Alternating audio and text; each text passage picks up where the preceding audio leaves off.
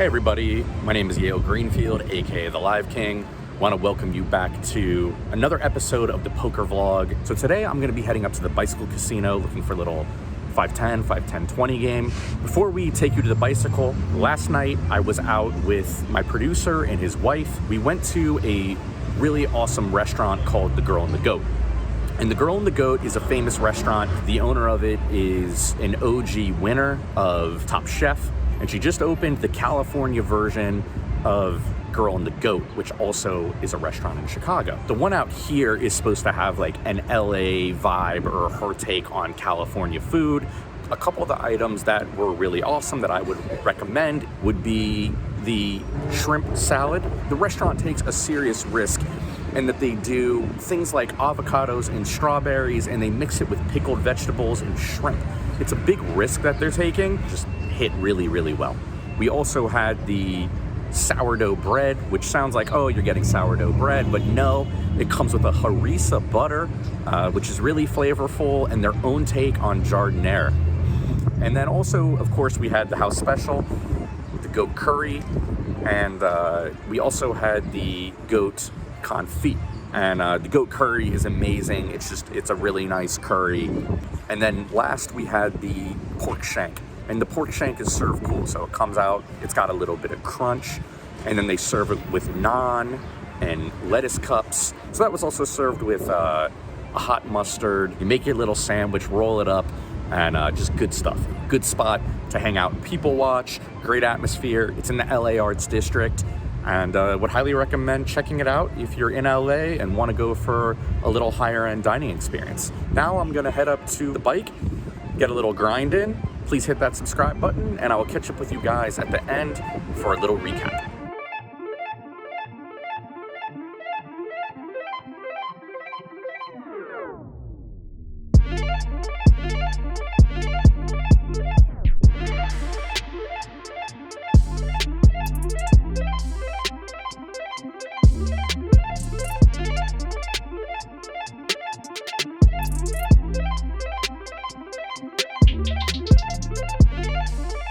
In this first hand, we have ace-10 offsuit in the $20 straddle. The big blind calls 10 more, and we raise it up to $95. It's a little bit bigger than I would normally go, but I know the big blind. I don't think he's got a strong hand here, and I think he'll call most of the time, which is exactly what he does. So heads up to the flop here, and we get a king-queen 6-2 club board. He checks it over to us, and I think I'm gonna have a lot of really good hands on this board. So I continue for $110. And the big blind puts in the call. The turn is a total blank, it's a red 5, and he checks it over to us. And one note on the big blind, he wears a Louis Vuitton crossbody bag that's literally worth more money than we bought into this game for. So he's not the kind of guy who likes to fold very much, but sometimes we gotta bluff when we have certain hand classes on certain boards when we think he can't be that strong. So I bet nearly pot $400. And now our opponent begins to think. And I'm really trying to fold out weak kings, weak queens, maybe even some club draws. But Louis Vuitton is undeterred, he puts in the call. River is a queen, and he checks. So now, with the action back on us, we can't be bluffing 100% of the time. And I think this card in particular isn't great, because if he has a hand like King 7 or King 4, kind of these weaker type hands, I think he might just shrug call even a really big bet here. So I think it's prudent to give up, and I check, hoping he shows like busted clubs or something. But he shows 6-4 offsuit. Nice call. Probably not the guy we want to be bluffing. He showed a lot of heart on the turn, calling a full pot bet with just a 6, and we get punished on this very first hand of the day here. In this next one, we get pocket 7s under the gun, and raise to $35.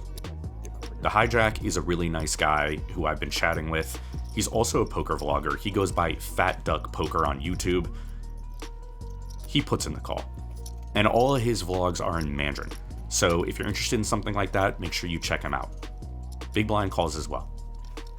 And boom, we flop middle set on a king high board with 2 diamonds. It checks to us, and I go ahead and bet $30. Hijack calls. Raise. 100. And the big blind raises 200. Now in this exact spot, what I can tell you is that in game, I did not know that the big blind had called in this hand. I thought it was a heads up pot between me and Fat Duck Poker. I was in the 1 seat, the big blind's in the 8 seat, and sometimes it's hard to see the action when you're blocked by the dealer, especially when you're filming and just trying to do everything that I'm doing, trying to make these vlogs. So now I'm facing a raise, and this board is really, really wet. 375. So I raise it up to 375. Hijack quickly folds, and now it's back on the big blind. And the big blind puts in the call. So really good spot for us. Let's get a brick here. Turn pairs the 6, so now we have a full house. All in. And the big blind donk shoves into us all in. We quickly call. River doesn't really matter, it's a 4, and we just fast roll him, not getting to see his hand, and he tosses his cards into the muck. So a fortuitous situation when we didn't even know that the big blind was in the hand, and we end up stacking him. In this next one, we get queen 10 off in the straddle. Button opens to 50. Big blind calls. And with this offsuit 1-gapper, we have an easy call. So 3 of us hit this flop, which comes jack 9, 3, 2 clubs, extremely wet. Big blind checks. We check and flow, and the button bets $75.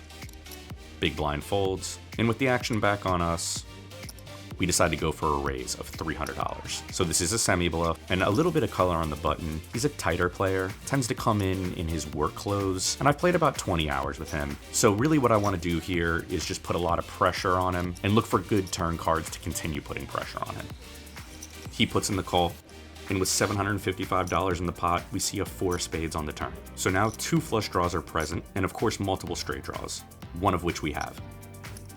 And now we fire a barrel of $500. And my thinking here is the way we've played this hand to this point, we even put hands like pocket aces and pocket kings into a little bit of a quandary. And if he does call this turn, I would probably be willing to fire almost any non-club river or any non-jack river. But he goes for the fold, and we don't have to play a river in this particular situation. And we get a nice check raise bluff, followed by a turn barrel through successfully.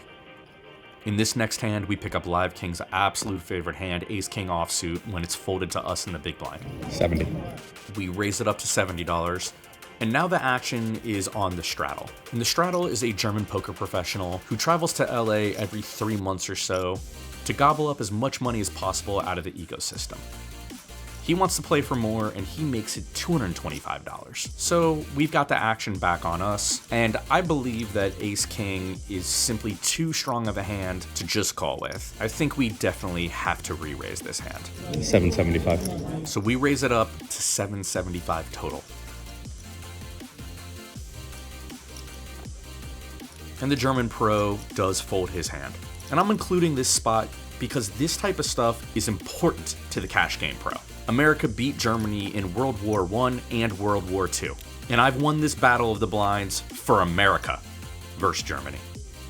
Everything's going our way today, and in this hand, we've missed the blinds, so we posted in the cutoff. We peel 2 9s, and when it's folded to us, we make it 25 more for a total of $35. No straddle on this hand, and the big blind does call. And we flop bottom set on an ace high board. You absolutely love to see it. Big blind checks it to us, and we go for a small bet at $25. Big blind quickly calls. And I just want to say that I think this is a pretty big mistake. Half pot or bigger on a board this wet and this dynamic would be best. The turn is a 7 of hearts, and now the big blind checks it to us. So straights are home, flushes are home, lots of stuff is there, but we proceed with a bet of $90. And I think when he calls the small bet on the flop, he should still be relatively wide getting to the turn here. But he puts in the call again. River is a complete blank, 4 spades. And he checks again. And so I think here I want to bet something on the smaller side. I don't really know what size to go. I'm just trying to get a crying call from like an ace. So I bet 100, which I think is probably a little too small. He calls pretty quickly. He sees the set and puts his cards in the muck. So I think this hand is played pretty poorly on the flop.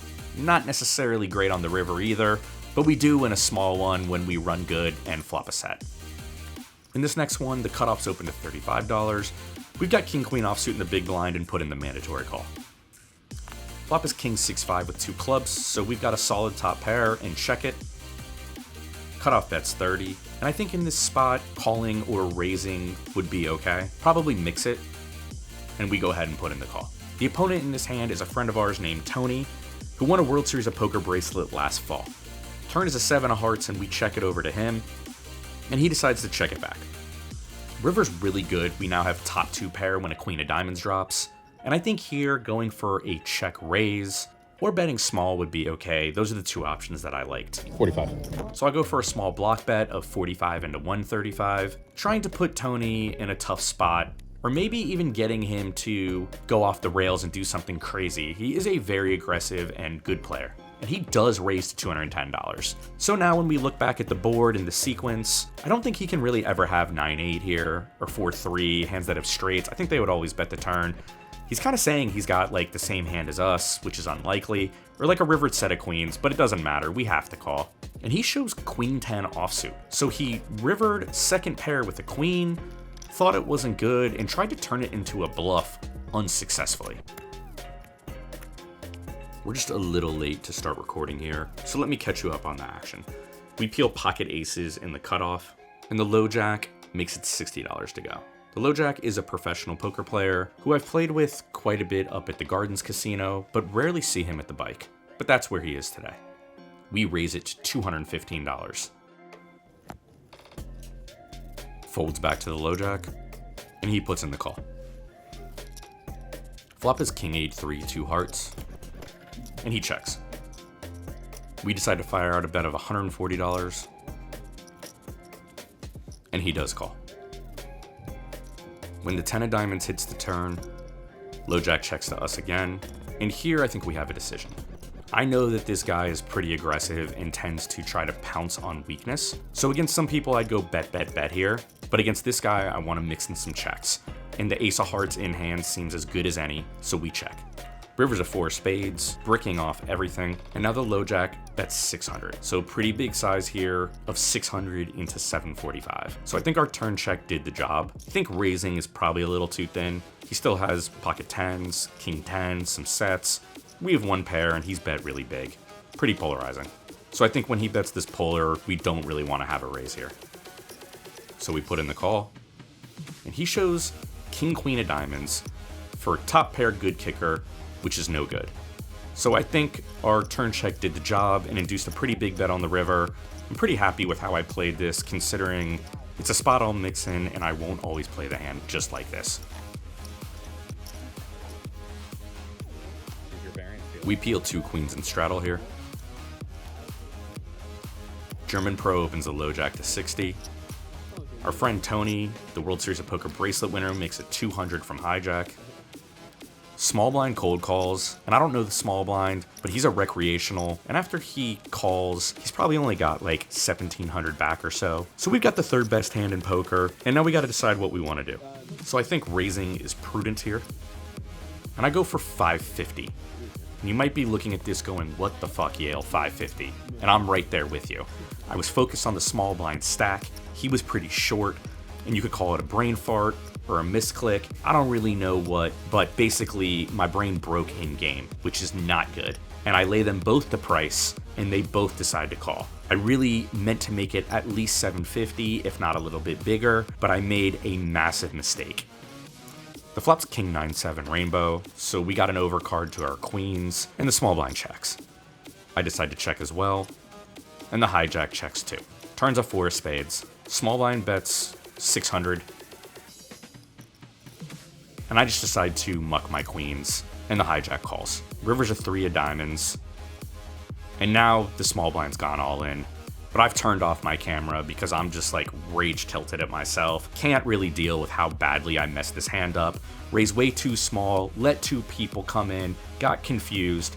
Tony calls in the hijack and reveals 6-5 of spades for a straight. He fast rolls the small blind. We don't get to see the small blind's hand, but you see how the sizing mistake that I made let a hand as weak as 6-5 of spades come in, and I was probably outflopped anyway, but I don't really know. and this hand was just played absolutely terribly.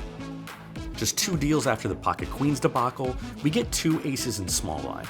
The low jack is raised to 60, and the button is called. We raise it up to 350. Folds back to the low jack. And the low jack, I don't know if he's a pro or a rec, but I think he's played pretty well today. Pretty aggressive, pretty solid. He decides to go for the call, which I take as a pretty big signal of strength, considering he still has the button left to act behind.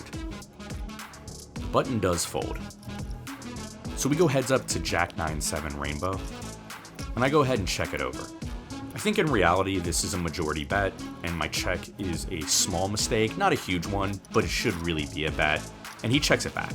So turn is a king of clubs, and we do have the ace of clubs in hand, so we can't have hands like ace high flush draws, and we checks back the flop. I'm thinking probably doesn't have that strong of a hand. So I bet 350. So 10-8 flop to straight, and queen 10 turn to straight. But I think queen 10 would bet a lot on the flop as a bluff. I think it could check sometimes, but in game I was thinking that type of hand would bet as a flop bluff. So I thought I had the clearance to shoot out a value bet here on the turn. Low jack raises to 925. So this was not something I was at all prepared for. I was thinking that I could have pocket kings played this way, and that he wouldn't have queen 10 or flop sets too often. I don't think hands like a jack, which could check back the flop, would now start raising the turn. Maybe king jack specifically. And now I've put myself in a super miserable spot. I'm not sure if I should have checked turn after checking flop. I do think betting flop would have been best, but I go ahead and call. You can even see right now as I talk to you guys, I'm a little bit scrambled as to what was going on in this hand and what I should have done. River's an 8 of diamonds, so any 10 makes a straight now. We've got 2640 in the middle. I go ahead and check. I'm really hoping he's gonna check and we get to showdown here. But he doesn't oblige. He goes all in for $1,500. And at this point, I'm just sort of sick. Misplayed the queens, might have misplayed the aces. I was having a really, really good day these last couple of hands. Some bad play, and I just go ahead and fold. So a pretty nasty end to the day where I'm not feeling too hot about myself. All right, guys, that's the end of it here from the bicycle. It doesn't feel so good today. A lot of times this profession's really robotic in that there just isn't a ton of emotion that's involved with the play. It's something you practice and you've done a lot. Things happen. You win, you lose, different things happen, but big mistakes are really tough to tolerate. A brain fart, not fully processing the situation in a spot that isn't actually difficult to process. And it's in that 2 queens hand when I make it such a small size. It's just a complete fuck up. It's an evisceration of $550. You can't be making these kind of mistakes. And then I also think in the 2 aces hand, like, it gets pretty squirrely. I think some things I did in the hand, and it doesn't feel good. Mostly it's just disappointment in myself. You know, I'm accountable to myself. You know, while it's pretty raw here, all I can see is the failure of the moment. Poker's trying and it tests you. I hate to feel that way emotionally. It's a place that I try to not go to because I think it's mostly counterproductive, but that's really it. I'll try to do better next time. Final numbers for the day weren't so bad, but I was probably up about 2,000 at one point, in for 3,000, and I was out for $3,124 for a profit of 124. Thank you as always so much for watching. I really appreciate it. Please hit that subscribe button, that like button, drop me a comment. Let me know how you deal with, looking at yourself and saying like, hey, I fucked up today. That is all. I will see you guys again soon. LiveKing out. Goddamn on the press. I wake up every day, fix a smile on my face, I'm a mess. I've been trying to do my best. Goddamn on the press. Can't get on my way when you ask am I okay, I say yes. I wouldn't tell you any less. You got it.